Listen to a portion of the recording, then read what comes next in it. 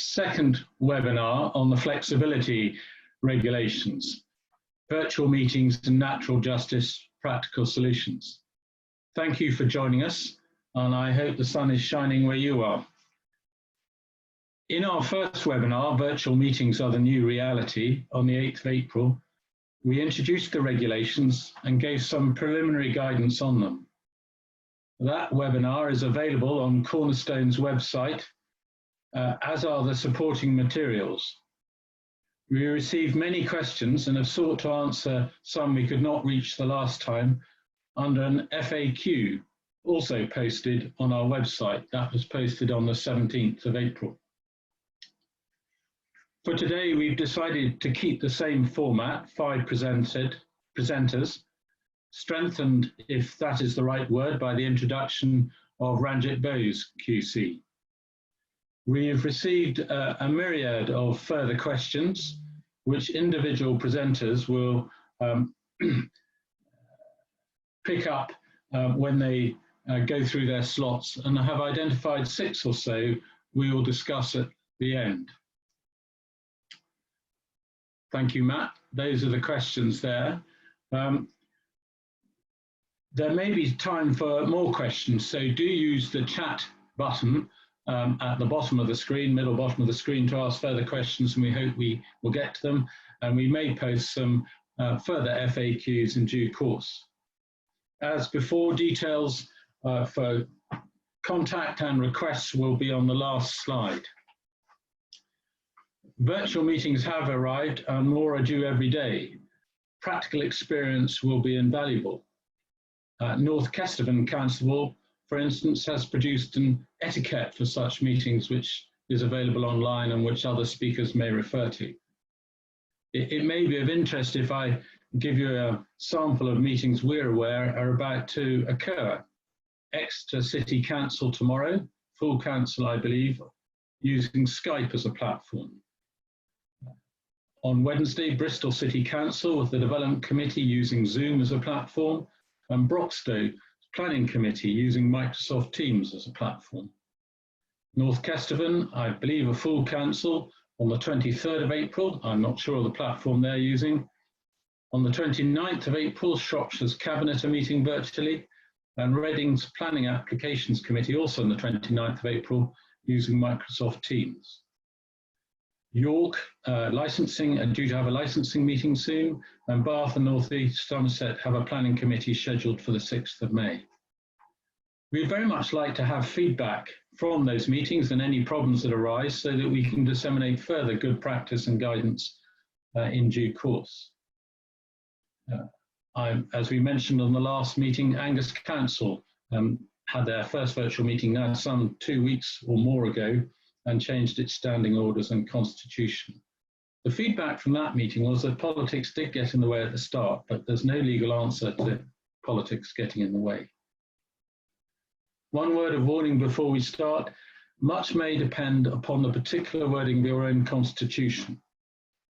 So anything we say this morning has to have that caveat attached to it.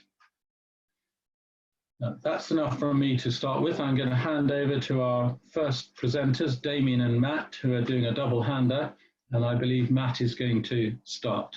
Thank you, Matt. Thank you, James. We're going to start with remote attendance by members. So let's start by establishing what the conditions for remote attendance actually are.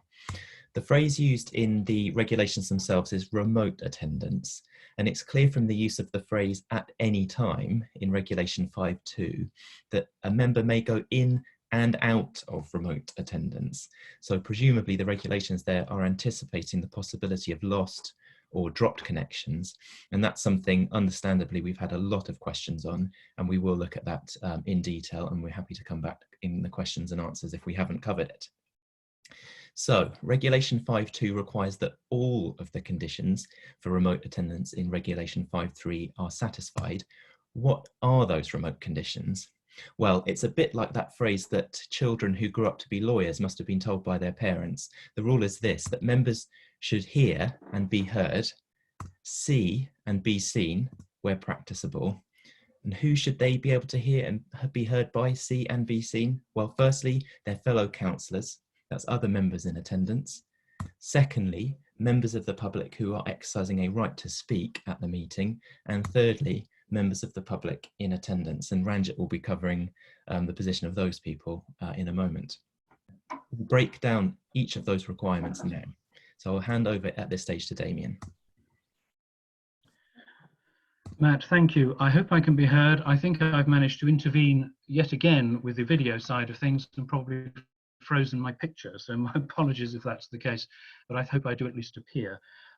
As the screen says, the question, or one of the questions that's been thrown up now is, or from the first session, is, do the conditions for remote attendance apply to everyone throughout the meeting, so that everybody has to be able to be seen and heard, or at least heard and, if practicable, seen, or only to the chair or the other person, be they councillor or member of the public entitled to speak, who's called upon to address the meeting?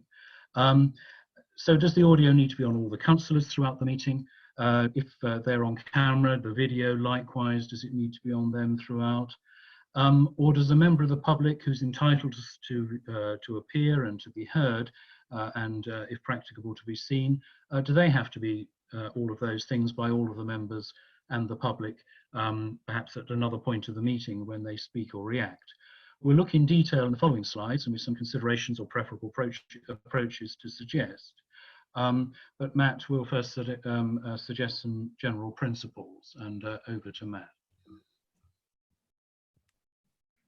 Yes, so we think these are the general principles. There's no single model, and ultimately you need to choose the model that works best for you. And we've seen, and James has listed the councils that have had various meetings. They're using different platforms. Some are changing standing orders. Some will be adopting remote meetings protocols. There's no single model under the regulations. The key word is flexibility. We think that the message you need to take away from today in terms of remote attendance is this, that a fair balance needs to be struck between openness, the strong democratic imperative in allowing members of the public to witness local democracy in action, but also maintaining order, because obviously local democracy can't function in a disorderly meeting. The online environment is inherently more anarchic, so a lot more control will need to be exerted. You need to, as far as possible, base remote working protocols on existing practice and only making the amendments that are necessary in order to facilitate virtual meetings. You obviously need to have contingencies for IT problems and lack of expertise or accessibility by members, and we know that can be a particular problem. And areas in particular that will require clarification, ideally in the form of a protocol. Attendance, how do we ensure that members of the public can satisfy the conditions for remote attendance, and how do we take a vote? And we will come back to taking a vote in a moment. So back to Damien. Matt, thank you. The condition as to hearing is that members are able to hear their fellow members and a person who's entitled to speak, and to be so heard, so in the same way or to the same standard, by their fellow members, the person entitled, or any person entitled to speak, and the public attending generally. The primary requirement, it seems to us, in that is that the chair or speaker can be heard in the interests of an orderly meeting and in the interests of accountability. There may be an analogy we'd suggest with the use of microphones for in-person meetings. In that case, speakers, if they're in the room where the meeting's held, are asked to use them, switch them off when they're not speaking, but only in order to assist the sound quality. If there are no microphones in the particular room, the chair is still going to insist that the speaker can be heard. So in each case, it's the speaker who's the hearing them as the priority in that case. And we suggest the same approach should apply here. There is some argument, it's been put in some of the questions we've had, for hearing members' reactions, you know, the hears or the not reallys that may be comments made. But that has some weight, but less than that the speaker should be heard. And it's probably impracticable online anyway to try to get that measure of audio availability. But if the focus is on the speaker, nor should it shouldn't be interpreted on a hard and fast basis. One person forgetting to switch off their mute, or to mute their audio rather, is not going to affect the next councillor's attendance, or other councillors' attendance, or their own, provided the speaker can be heard. When it comes to members of the public who are entitled to speak, they actually need to be heard only, we suggest, while they're addressing the meeting, because their right to speak derives from the item, or their status in relation to the item. That means that they're there with that right. So they need to be audible while they have a right to speak, but not throughout. Hoping that could be heard. Back to Matt. Okay, how do we deal with this in practice? One of the main issues that came up in the questions in advance of this session was, how do we deal with the problem of lost connections? And the basic rule, we think, is that a member who loses connection, and so they can't be heard, they can't hear the meeting, or they can't see the meeting, they can't be seen at the meeting, they don't satisfy the remote attendance conditions anymore. So they are deemed to have left the meeting at the point that they lose connection. Only when they reconnect, and so can then again satisfy the conditions for remote attendance, are they deemed to be in attendance again. Now, in these circumstances, the role of the chair is going to be crucial. If a member drops out of the meeting due to a lost connection, it would be sensible to at least pause discussion to give the member time to reconnect. It would really help here if there was some separate communication channel available. It could be a phone call, WhatsApp thread, text, email, something like that, so that officers can help members with their IT issues, and that members can alert officers and keep them updated on how they're trying to resolve any problems that occur during the meeting. And for this reason, for this webinar, we've got a dedicated WhatsApp thread among the panelists to do exactly that. So far, everything seems to have gone smoothly. Now, if the member can't immediately reconnect, the chair will need to decide probably one of three options: either adjourn the meeting to give the member time to reconnect, or to continue the discussion on that item without the member. Now, in that situation, the member is not in attendance for that item, so it's important to make sure that the meeting remains quorate. The third option might be simply to move on to the next item and return to the current item when hopefully your lost member will have reconnected with the meeting and they can be back in attendance for that item. A useful precedent for dealing with lost connections can be found in the Highlands Council Protocol for Remote Meetings, which we've mentioned in the last webinar, and that's available on the COVID-19 unit on the Cornerstone website if you want to have a look at that. Now, we also had a couple of questions, I think, about members who are simply unable to attend a meeting over the internet. Now, some members may lack an internet connection altogether, or their connection, particularly in rural areas, simply doesn't have enough bandwidth to stream a meeting. Now, the solution to that is fairly simple, I think. Most platforms allow participants to dial into the meeting by phone, and I can see on our list of attendees that we have 22 people doing exactly that right now. I will hand back to Damien. Matt, thank you. Ironically, in the light of my disappearance, I think, from the screen to be replaced by some camera symbol, I'm going to be talking about seeing and being seen. The suggestion we make, and I make this with all due humility given my apparent internet ineptitude, is that video should be used by members unless they lack IT skills. Perhaps I should say, first of all, the local authority itself would need probably quite a good argument, or quite good reason, not to itself to provide video facilities for those who can use them. When it comes to members, the where practicable obligation, just as it bears on the local authority, does create a degree of obligation on members. Most will have a camera on their laptop or some internet alternative they can sign into, as I was hoping to do, or could acquire one. And get perhaps help from others around them.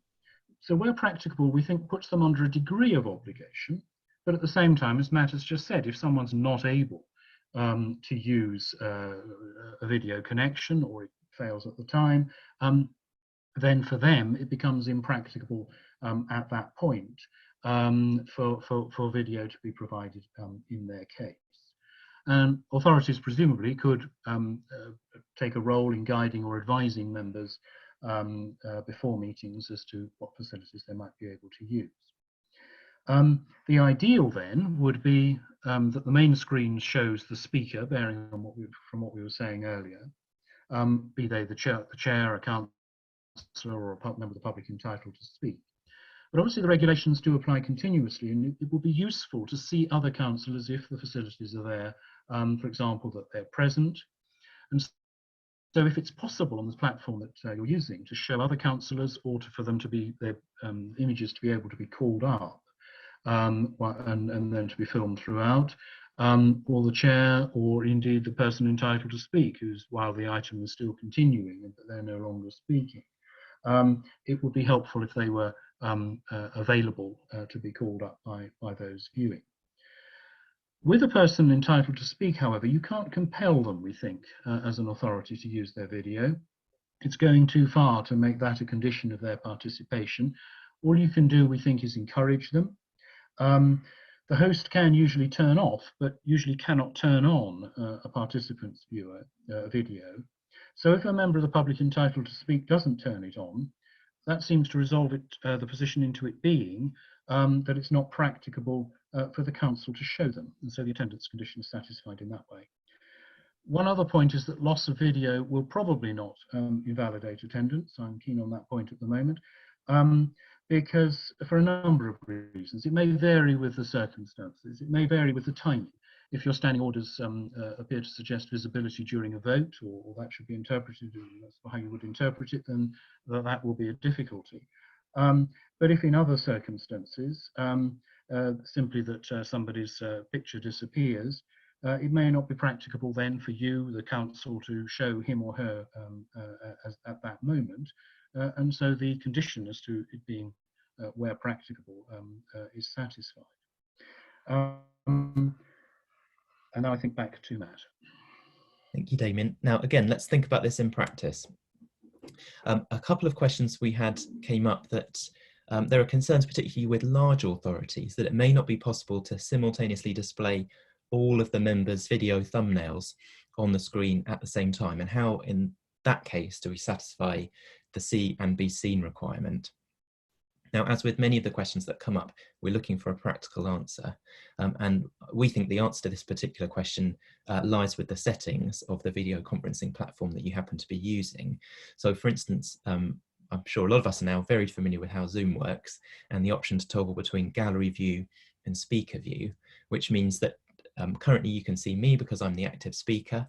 You can't see my colleagues because they are not the active speaker. That's because we're using speaker view.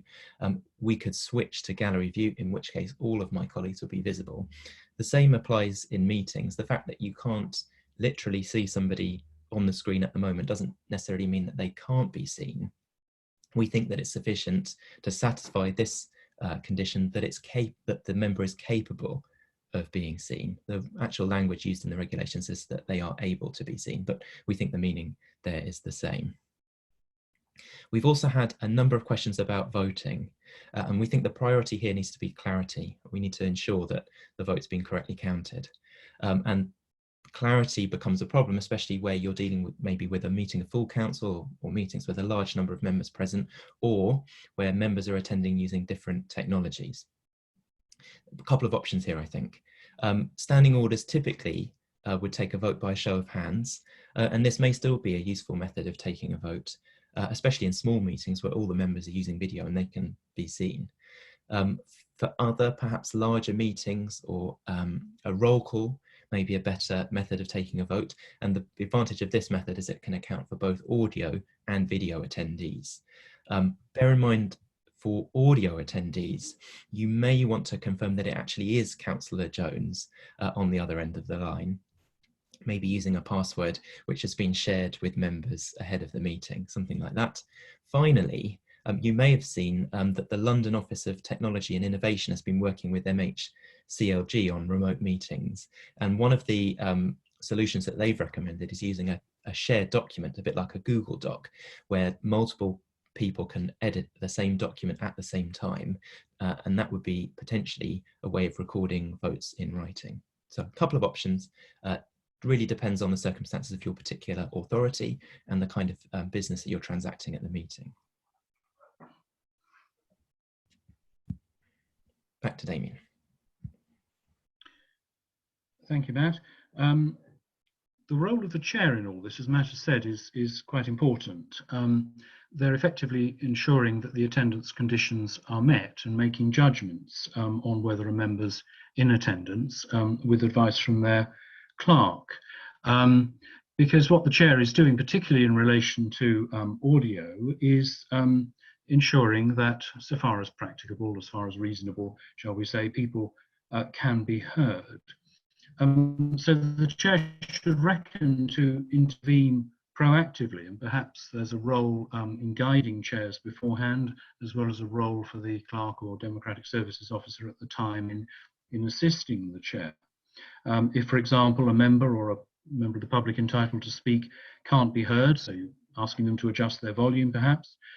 If they disappear, taking a judgment as to whether it can be remedied, perhaps pausing if that's the case, or moving on to another speaker or another item and returning later if the problem seems to be more deep-seated, and making a judgment as to how important it is at the particular moment. Monitoring the quorum will obviously be important, and the Democratic Services Officer will no doubt have a role in that. Any protocols, and I think Matt's mentioned one or two, applying those, for example, if there is one on the voting procedure, the way that he's just outlined. And assisting the public generally to understand the conduct of the meeting, so actively explaining issues or gaps which may arise, intervening as necessary to spread awareness of how the meeting is being conducted. So there's a role for the chair in all of that. Over to Matt. Okay, finally, the role of the committee clerk or the Democratic Services Officer, perhaps more important than ever, particularly where people are working at a distance, working remotely, particularly with managing technology. In fact, we've got a similar arrangement going on with this webinar. Our chair is James, who's done his job in chairing this webinar so effectively that he's avoided having to actually present on a topic today. I'm the host of the Zoom meeting, which means that I can control who speaks, and I can eject troublemakers from the meeting if necessary, leaving James to do, well, whatever it is that James is doing while the rest of us are speaking. Another aspect, an important aspect of the clerk's job, will be to carefully record in the minutes which members were and were not in attendance for each item, bearing in mind what we said about members maybe losing connection, stopping, not being able to satisfy the conditions for remote attendance, and therefore leaving the item at that point, then later potentially rejoining. That's all we've got to say on conditions for remote attendance. I shall now hand over to Ranjit. Good morning and welcome from my single cell in North London, where the streets once paved with gold are now full of middle-aged, overweight joggers dashing past and being a damn nuisance. Or at least I think that's what she said. Now, I'm going to deal with the rights of the public to observe and participate in meetings, and the former is pretty straightforward, but the latter may prove more complicated. And you may have heard me before the webinar started actually engaging in some plaintive screaming with my daughter to try and set up her computer. That was a staged happening for you to demonstrate the problems that arise. It wasn't an example of my technological ineptitude. Now, dealing with public observation of the meeting, it is, of course, a long-standing statutory requirement that meetings are open to the public and indeed the press. And this is, of course, subject to occasions when the meeting goes into private session, which I'll address later. And the requirements of openness are unsurprisingly retained by the 2020 regulations. And they do this by extending the statutory definition of open to the public. Now, meeting is open to the public where there is access through remote means, including, but not limited to, video conferencing, live webcast, and live interactive streaming. Now, one minor point to note is that the new definition doesn't include an express reference to a telephone conference, when that is referred to in the definition of remote access elsewhere in the regulations. However, I think this is probably the result of poor drafting and nothing else. And in my view, where it is practicable to have a visual feed for a meeting, then one should be provided. But where it's not practicable, which could be for a range of reasons, there'll nonetheless be compliance with the regulations if the meeting is purely audio. And the final point to note on the slide concerns the publication of documents for meetings. The 2020 regulations don't create any particular difficulty. If anything, they simplify matters and save trees and money. For executive meetings, there is, of course, already a duty to publish reports online, including background papers, if the authority has a website, which it invariably will. For non-executive bodies, including full council, the regulations insert a new section into the 1972 Act. So the effect is that the statutory requirement that a document is open to inspection is satisfied now if it's published on the council's website. And it seems to me that would include prior publication of background papers. Matt, could I have the next slide, please? Thank you. So then turning to public participation, there is, as you know, no general statutory right for members of the public to participate in meetings of full council or the executive or committees. Standing at the back of the hall shouting, "You're a disgrace," before going to Wetherspoons is a common law right, but not, so far as I'm aware, a statutory one. But a number of constitutions, by which I mean all elements of the constitution within the meaning of the Local Government Act 2000, do confer specific rights. And these include rights to ask pre-submitted questions, to lead deputations and speak, or to make pre-arranged oral representations at meetings of planning committees or before the overview and scrutiny committee, for example. Now, all rights are different in every case, and the extent of them can only be determined from consideration of your individual constitution. Now, we've been asked a number of questions whether a pre-existing right to speak at a meeting may be replaced by a right to make written representations or indeed suspended altogether. I think my overall view is as follows. Firstly, I don't read Regulation 5 as removing or downgrading pre-existing rights of public participation. If anything, the regulations are neutral. In fact, Regulation 5.3b recognises the attendance at a meeting of a member of the public entitled to attend in order to exercise a right to speak.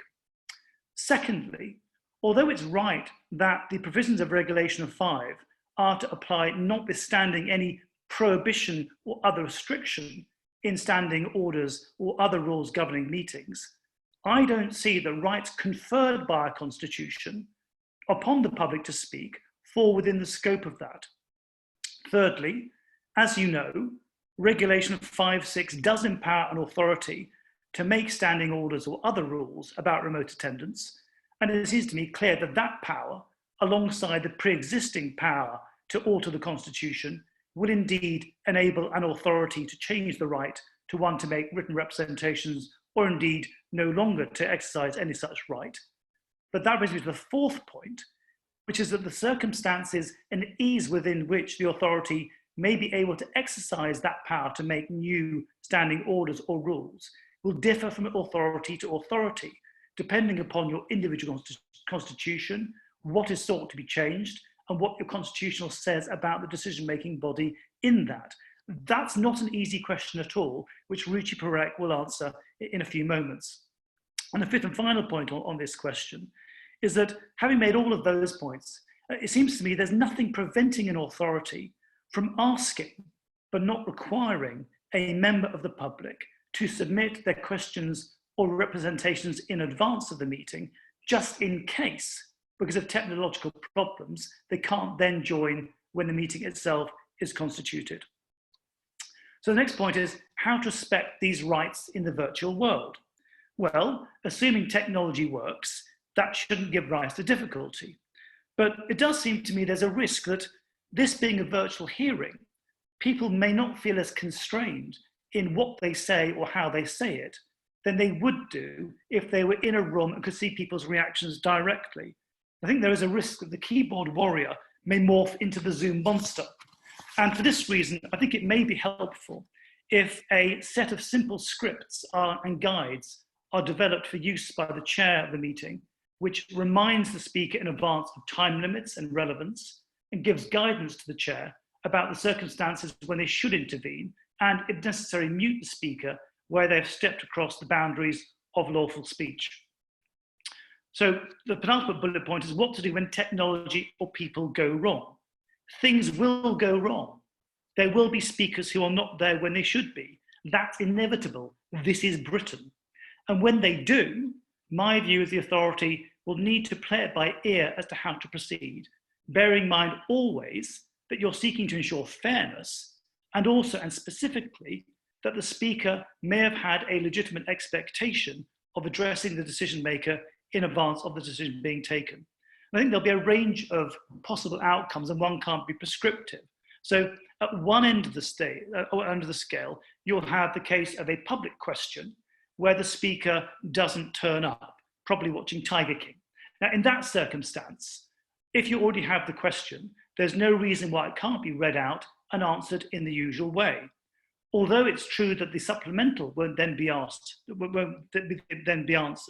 I don't think that will lead to any conspicuous unfairness. I'm not aware of any JRs being brought because someone wasn't able to ask their question at a meeting. But towards the other end of the scale, you're going to have the case of, say, a deputation about the proposed closure of a youth club, which the executive is going to decide upon as an item of business. Now, clearly, if that deputation cannot join, and if the executive then take the decision to close the club, there will be a great deal of understandable grievance. And so the authority will need to decide how to seek to address that perceived unfairness. Now, if written submissions have been submitted, which I mentioned above, then they could be read out and answered if that would have been the procedure otherwise. But if that's not possible, then the decision-making body would need to consider whether that item of business could be deferred to a later meeting.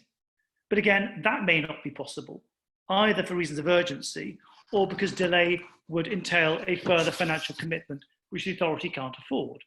So in that kind of circumstance, the committee would then need to minute what has gone wrong, minute what steps it has taken to seek to alleviate that unfairness, why it has decided not to postpone consideration of the business itself, and when that item does come up for decision, then do all they can to alleviate the perceived unfairness of that deputation not having been placed to them. Now, none of this is perfect, but it seems to me that authorities will just have to do the best that they can in this new virtual world. And ultimately, the aim is that the authority wants to place itself in as strong a position as possible, so that if there is a legal challenge, it can say it is highly likely that the substantive outcome for the applicant would not have been substantially different had the unfairness, the procedural unfairness, not occurred, resulting in a refusal of leave or relief within a judicial review. The final point concerns excluding the public from parts of the meeting. The regulations leave untouched those occasions. Just two practical points I'd make. Simple, obvious ones is that where you do go into private session, there'll be a need to cut or suspend the feed to members of the public.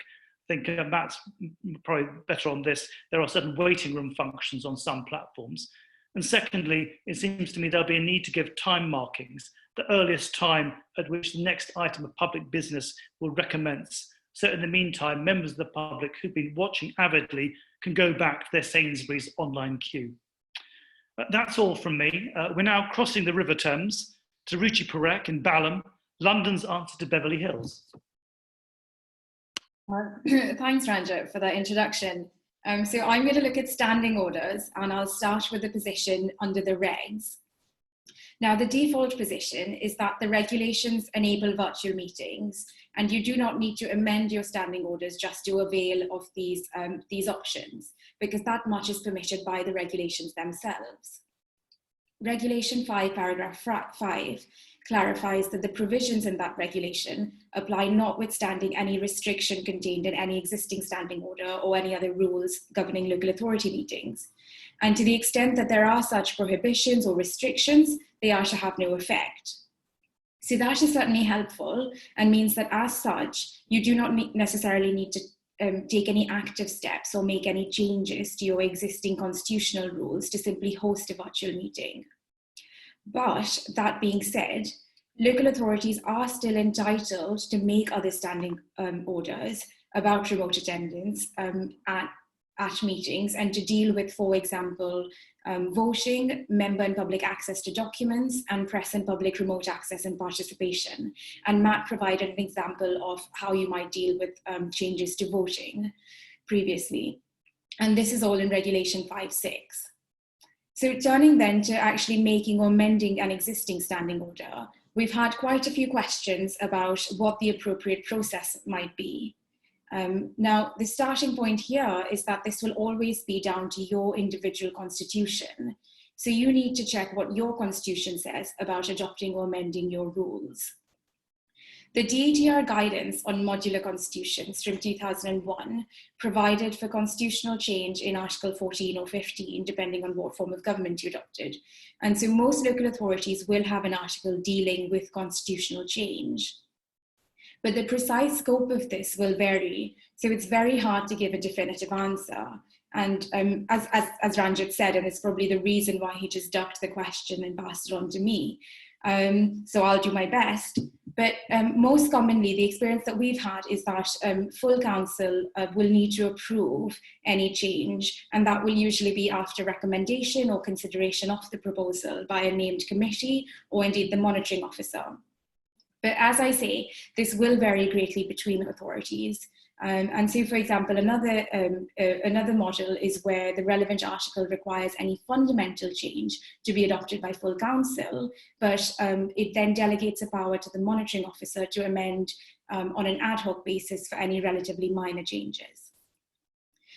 If your constitution is silent, and there are examples of this, then it is very likely that you will require full council approval.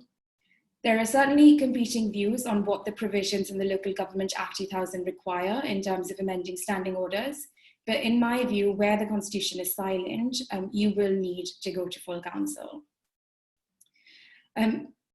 Finally then, I just want to touch briefly on emergency powers, because this is something that featured quite a lot in the questions we received, particularly from the last webinar. Now again, it's very difficult to provide a definitive answer. And it will turn on two things. One, the precise provision in your constitution, and two, on the actual change that you're trying to achieve. But because of the questions we received, we did look for some examples of emergency powers, and we found this one.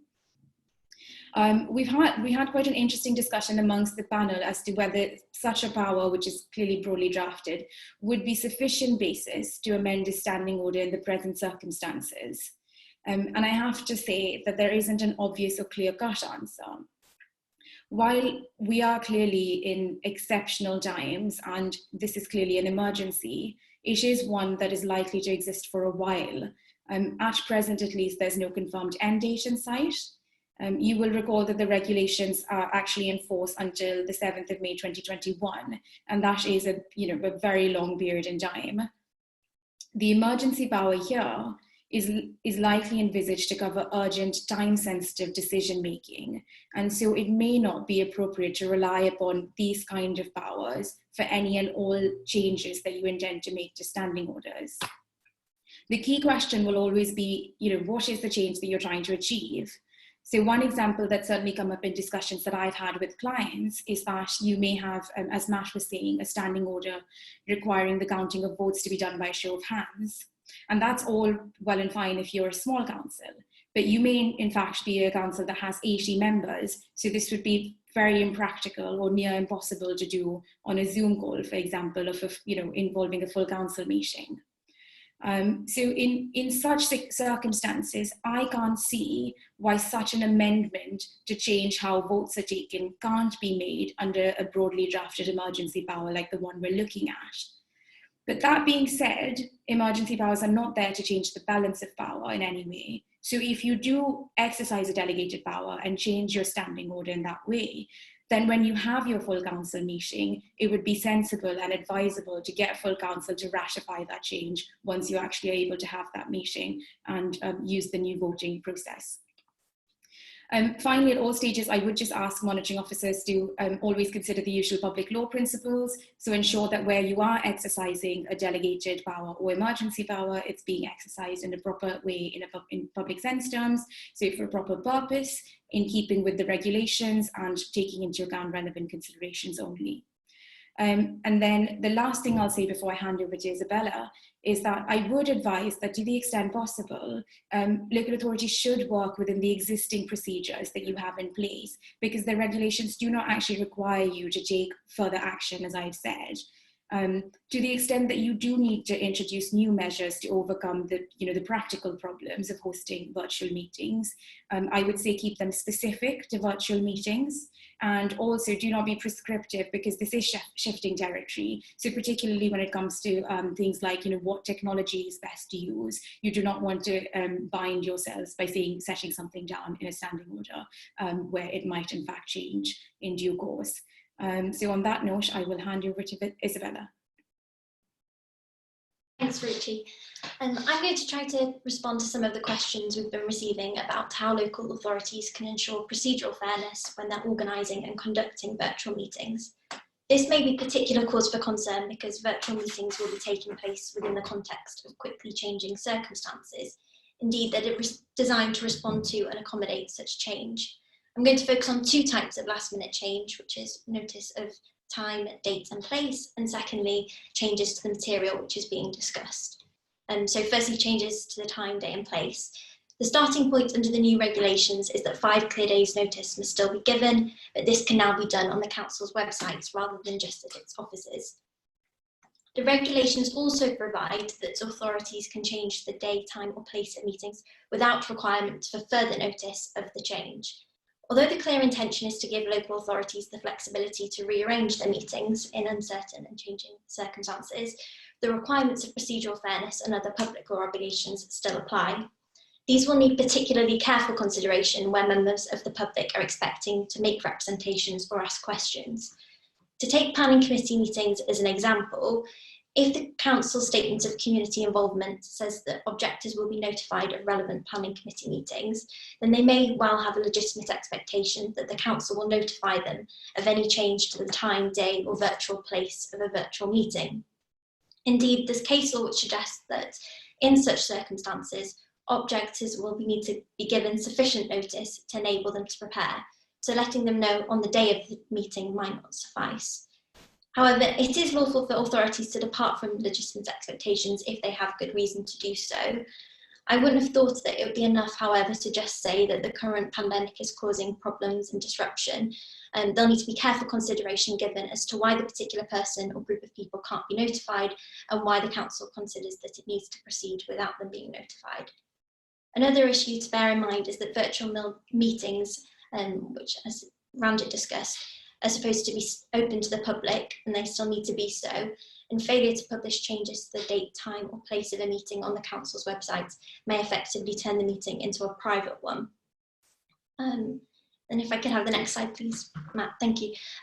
We've also received questions about how local authorities can go about making changes to the reports for virtual committee meetings. The Local Government Act already recognises that changes will sometimes need to be made to reports in advance of meetings, and it provides that whilst reports should usually be open to inspection 5 clear days before the meeting, if an item is added to the agenda fewer than 5 days beforehand, then the item need only be open to inspection from the time the item is added to the agenda. The new regulations tell us that a local authority will comply with this requirement if it publishes the new material on its website at the time the new item is added to the agenda. Beyond what's required and permitted by statute, procedural fairness will affect what additional material can be produced and when. There will be circumstances in which it's permissible for officers to give updates in writing on the website shortly before the meeting, or even orally at the meeting, but it's important that this doesn't unfairly impede the ability of members of the public to make informed representations, or the ability of members of the committee or subcommittee to reach an informed decision. This is a fact-sensitive question and will require consideration of a range of matters, including how complex and lengthy the additional material is, how well placed effective members of the public are to digest it, and how centrally the material bears on the decision the committee is due to take.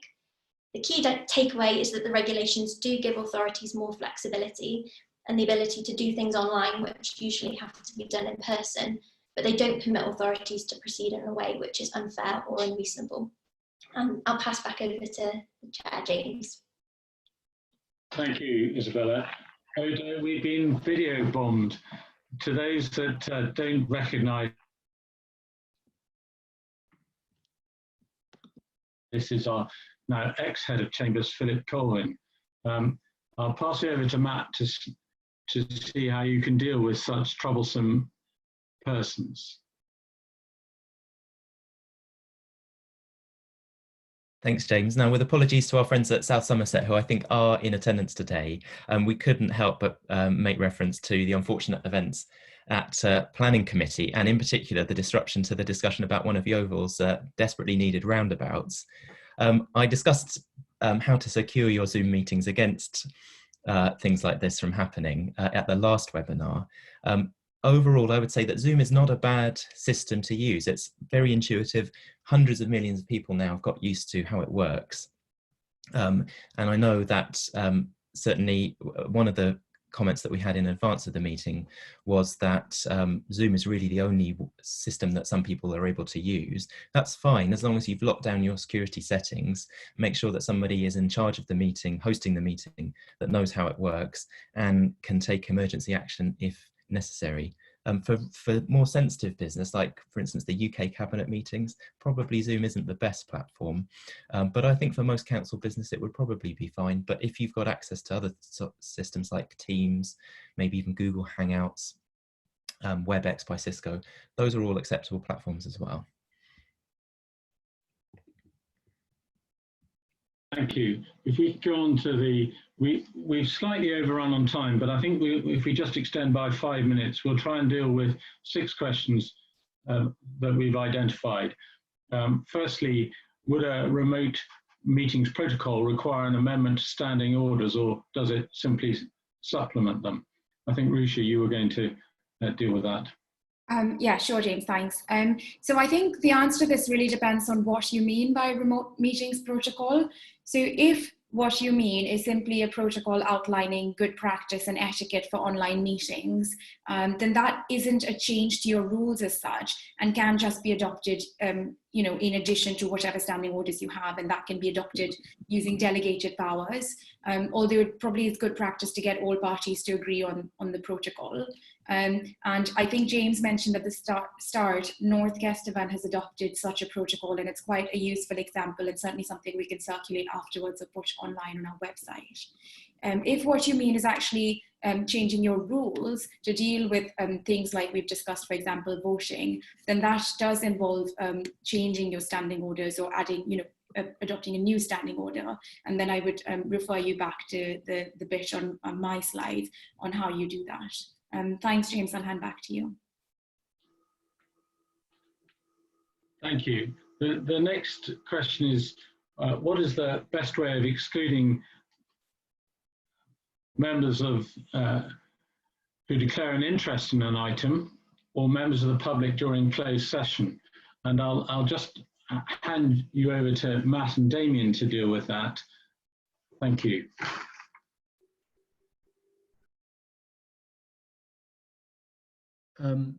James, sorry, if I perhaps go first, I think I may briefly have reappeared on screen, the wonders of these things.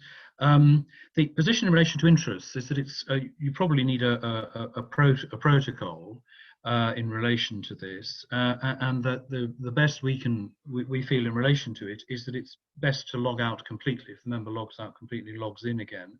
There's an element of trust involved in all of this. But the host, in practice, perhaps the Democratic Services Officer, can check that someone has left the meeting. In relation to other types of closed sessions where there's exempt business or where the panel retires to deliberate, again, it seems best to enter a new meeting. There are suggestions in 1 or 2 protocols we've seen where there's hybrid arrangements where somebody's logging in from afar, that perhaps they could verify that their venue's secure, that nobody's got access to what's being said, that nothing's being recorded, and the clerk can verify that by switching off their audio or something, or the other's audio, or the public's audio. But that doesn't stop someone trying to get back in, nor deal with the necessary overall security of the site. So it might be best to move to a new meeting with some sort of announcement and notice given, sort of way I think Ranjit was describing, as to when the other meeting, the public meeting, if it is, to resume, or when a decision is to be announced. I don't know whether Matt would have anything to add to that. Nope, nothing more from me. Thanks, Damien. Thank you both. Next, how do we deal with disruption at the meeting? And I think that, given his ability to deal with Mr. Colvin, is from Matt. Well, I think we've probably already covered this. It requires somebody to be in charge of the meeting, to host the meeting, who knows how the security settings work. Now, bear in mind that the rules on excluding disruptive attendees at the meeting are effectively the same, whether it's in person or online. Obviously, the nature of the disruption is going to be slightly different. The key will be to have someone who's in place quickly to jump onto the situation, and it might be simply muting everybody simultaneously so you can work out who it is that's causing the trouble and then ejecting them from the meeting, as we did with Mr. Colvin QC's intervention.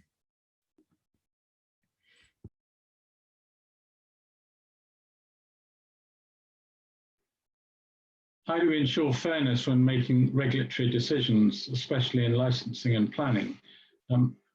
I'll take that to begin with. Firstly, in terms of licensing, our view is that whilst there are special hearing regulations for licensing, the panel's view is that these new regulations do apply to licensing committees, so they can be taken advantage of. And with that introduction, I'm going to pass over to Isabella to speak further about particular problems that may arise. Thank you, James. So the second bullet point on this slide, we've been asked in the context of fairness quite a few times, and we've tried to deal with this already in the frequently asked questions page, which is on our website. The starting point is that the regulations are permissive in nature, and in general terms, they suggest that online technology will be acceptable, even if particular members of the public can't access it.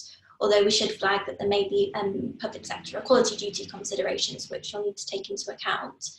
We've received a couple of more specific questions about the fairness of proceeding with a virtual meeting when an applicant, so licensing or planning applicant in particular, has told the council in advance that they don't have the technology to access or attend the meeting to make representations. As Matt had said earlier, a practical answer to this may be to allow the applicant to use the telephone function to dial into the meeting, which should be accessible then for most people, if not everyone. Beyond that though, councils will need to think about whether anything in their policies or practices give particular people a legitimate expectation that the meeting will only proceed with them in attendance, and also natural justice problems may arise if councils allow objectors to attend and make oral representations without the applicant in attendance, without them therefore being able to respond to the objections made. Pass back over to James. Thank you. And last but not least, do the regulations envisage virtual business as usual, or should we only be dealing with urgent items? And as Ranjit's been quiet for some time, I thought we'd give him a chance to dial us into a sense of full security again. Yeah, thanks very much indeed. I think that the first point is the regulations are expressed to apply to meetings to be held before the 7th of May next year. And we don't yet know how long lockdown is going to be at the moment, although the suggestion is that even if we do come out of lockdown in the next few weeks, social distancing will remain, and it's quite possible there'll be lockdown in certain parts of the country in the coming months and years. I'll just be very positive with you there. And so I think that in those circumstances, it is, the regulations do envisage that virtual business will be as usual, and one should not simply be making urgent decisions. I'd make perhaps 2 points about that, however. Unless your authority is very well genned up technologically and are well used to doing all of this, I suggest it's probably better starting with some smaller meetings first to ensure they run well, rather than going to a 100-strong meeting at full council, where you've invited the Royal Philharmonic to make a virtual musical delegation or deputation by playing Beethoven's Fifth.